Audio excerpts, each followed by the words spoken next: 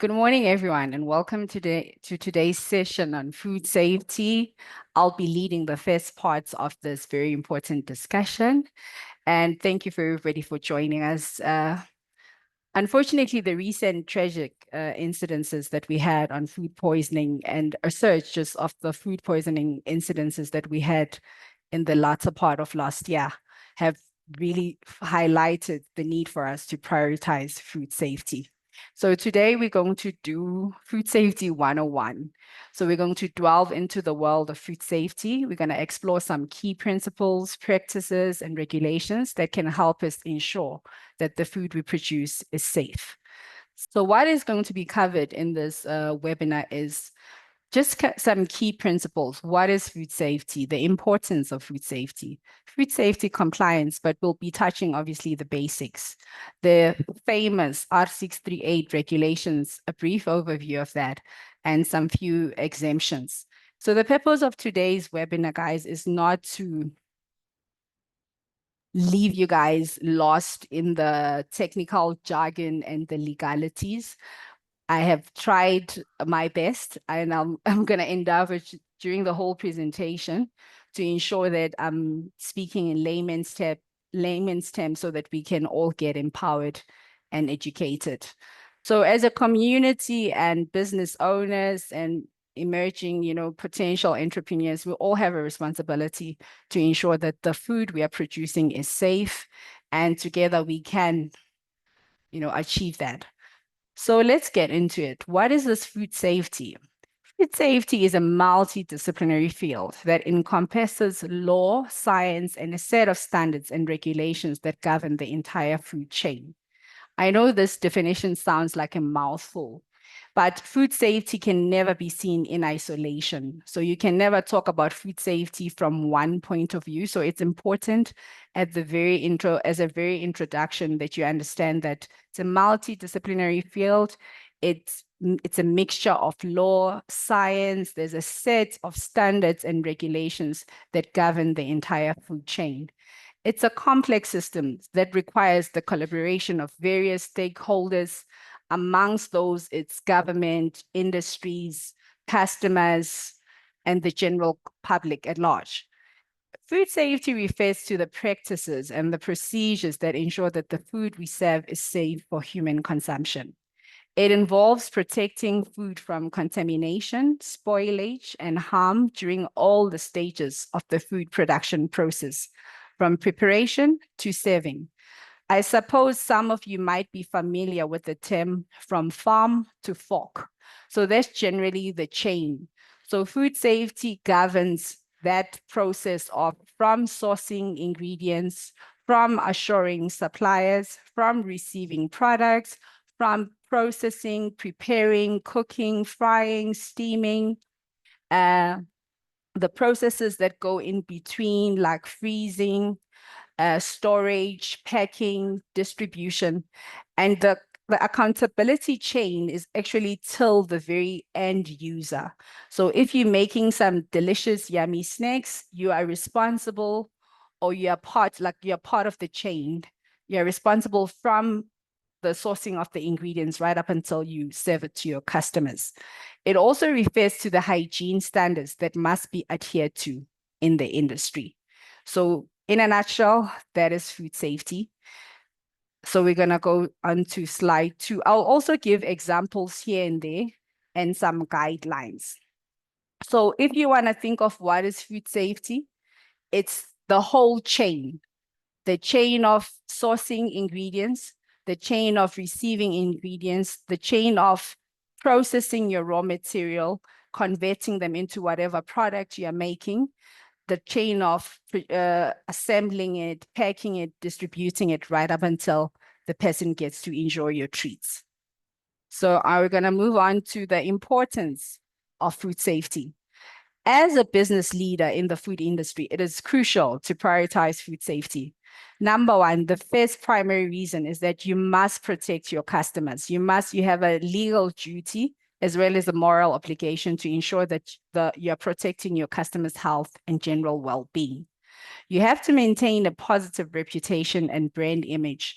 In this food industry, your assurance, or the bottom line of every business, is your ability to maintain a positive reputation. I think we can all recall the previous years where incidences, how a brand can just get tarnished by one bad food safety incident, or you don't want to be at the heart of any outbreak, of any pathogen outbreak. And recently we've seen predominantly in the USA or overseas, we've seen a surge of incidences pertaining to foodborne illnesses as a result of food poisoning, or rather compromised food safety standards. So by prioritizing food safety, you can ensure that you are providing a safe and healthy dining experience for your customers while protecting your business reputation and the bottom line. I can't emphasize it enough that food safety is not a quality control thing. It's not reserved for food scientists or the technical team. Every business owner, as well as communities, should be concerned about food safety, because I believe half of us, I'm sure, have had something to eat this morning, and we are all part of that chain the whole entire day. So when it comes to protection of public health, you need to understand that there are legal obligations. Not only are you just running a business. I know when one starts a business, you don't think of the legal obligations associated with it, but you are under a legal duty to ensure that your product is safe, and at any given time, you remain accountable. So I'm going to read this statement and explain it briefly. It says foodborne illnesses can have serious consequences, especially for the vulnerable populations like the elderly, the young children, and people with weakened immune systems. So a typical example is, let's say you've made now a little delicious pie, and you've not really educated yourself with the system of making a little chicken pie, and your consumer ends up being a pregnant woman whose immune system could be compromised as a result of her pregnancy. You will not be excused if, as a result of her being immune compromised, she falls sick and dies.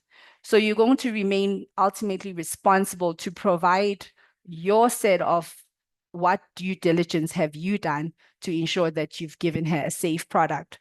So when we are releasing products, we have to understand that there's also a concept of law that says you accept your victim as you find them. So you are accountable for every end user that will get to enjoy your product. Reputation and customer trust, that's paramount. You do business, that becomes your business assurance. The next business deal that you are able to get, it's a result of the business reputation that you've maintained, as well as assurance, because you need to prove to other customers that you've earned your stripe in the market, and you've earned a trust relationship over the past.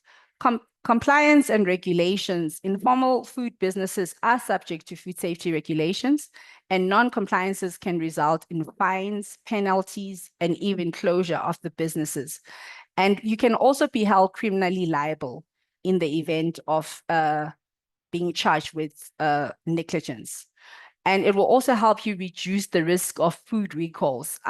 Those that are in the industry know no one wants to recall products. It takes a lot of effort. It's financially draining, the impact of you having to recall a product when you realize that now I've released my chocolates and I'm selling it to primary school kids, but I realize that I'm missing the blade that makes the sauce or something. Now you'll have to recall the product because you don't know which particular chocolate is affected. So, and the consequences of recalling is that you have to engage in press conferences, and it will be financially draining for you to run such exercises. So you better safe than sorry, and rather educate yourself to comply. And it also increases efficiency and productivity, because food safety, like I said, is a science. So there are techniques there where you are taught how to safely handle your product, which helps you optimize your operations. You can also reduce waste and increase efficiency and productivity. So that is one of the fundamental, like crucial reasons why all of us should be learning about food safety. I sincerely hope that this is an introduction to many more of food safety webinars where we get to have like, different people giving us advice and education, because like I said, food safety is complex. It's a combination of different disciplines. Don't be an island. If you want to understand food safety, we had just touched on what is food safety and the importance of food safety. So we'll move now into the food safety compliance basics. So what do we mean by food safety compliance basic? Like I said, it's a combination of law and science.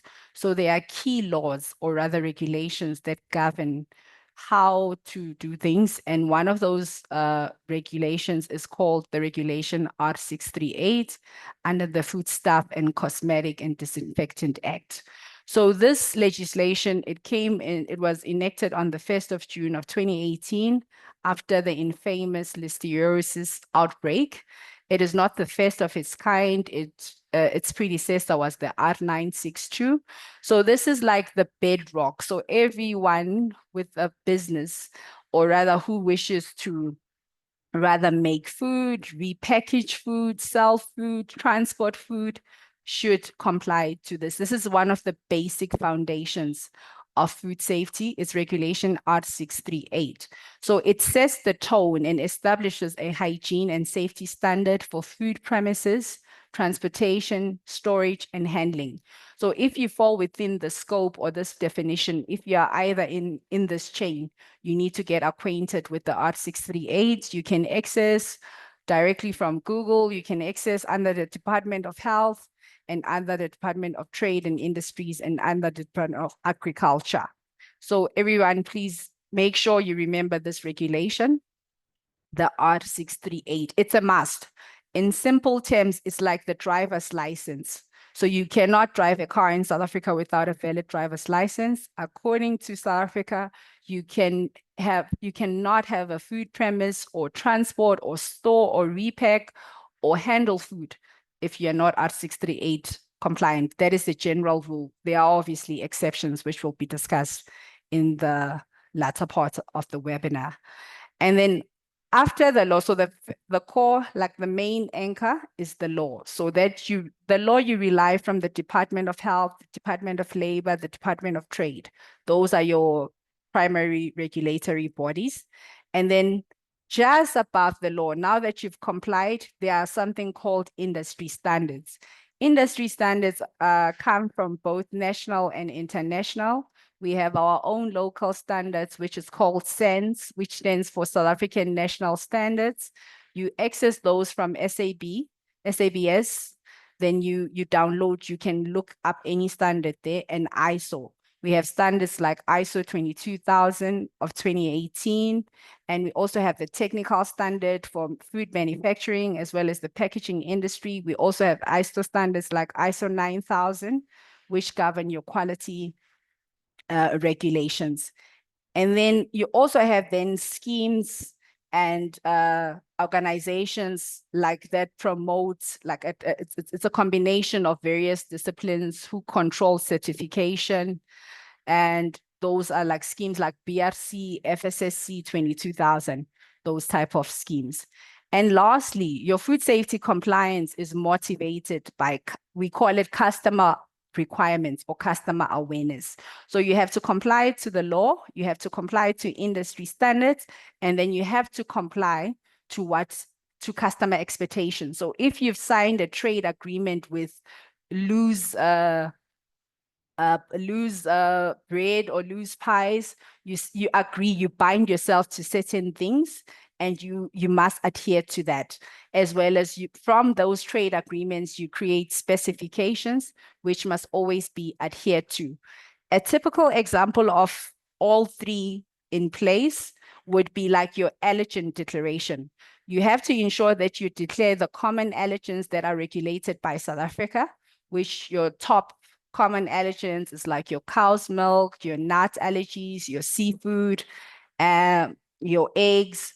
And then over and above that, you might have a customer who says, I want to know if there's sulfites in the product. So you'll have to disclose that over and above your label. But from a regulatory perspective, when we check compliance, we'll be checking you against the general rules of the regulation. If you are subscribed to an industry standard, we will check you against that, as well as your customer requirements. So that's compliance in a nutshell there. Then we're going to touch base on the overview of the Art 638. So this regulation, it requires that every person in charge of a food business is trained in food safety hygiene. So this is one of the new requirements that came through from 2018, which insists that everyone who is in charge of a food business. So before, training was only limited to managers, quality team, people who are just handling the food. But now you are legally obligated. So if you're in the food industry, you're selling food, moving food, packaging food, you must get trained. This training ensures that the person in charge can operate the business legally and then apply for a certificate of acceptability.